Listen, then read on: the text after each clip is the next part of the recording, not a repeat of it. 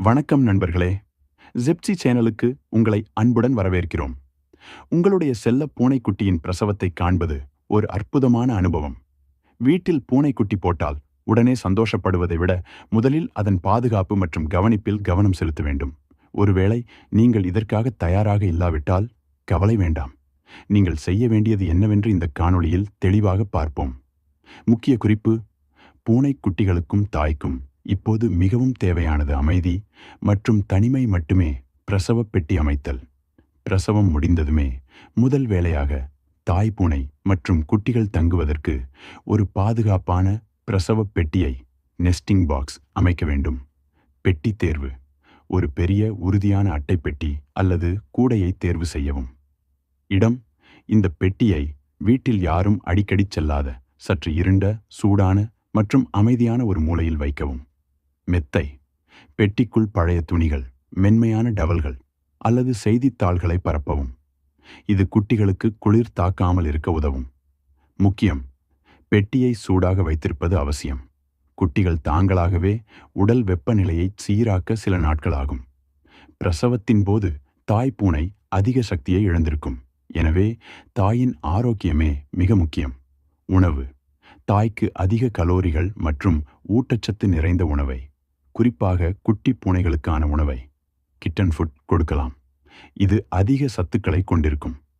நீர்: தாய் பால் கொடுப்பதால் அதற்கு அதிக நீர் தேவைப்படும். எப்போதும் சுத்தமான தண்ணீர் அருகில் இருக்குமாறு உறுதி செய்யுங்கள்.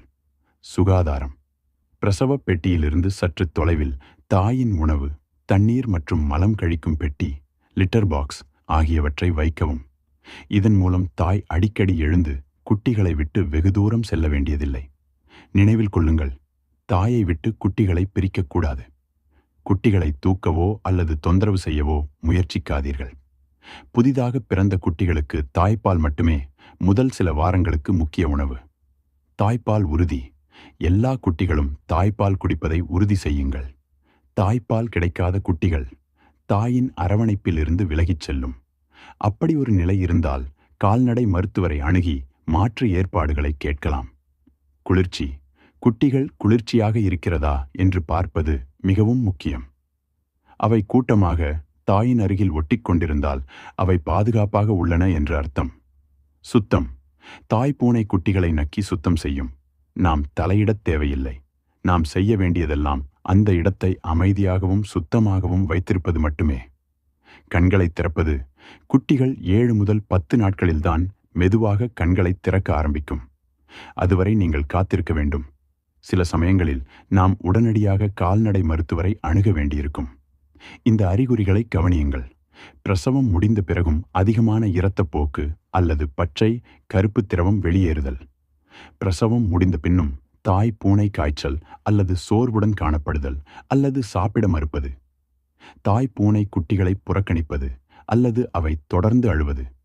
குட்டி பூனைகள் பால் குடிக்க முடியாமல் போவது அல்லது அவற்றின் உடல் வெப்பநிலை மிக குறைவாக இருப்பது.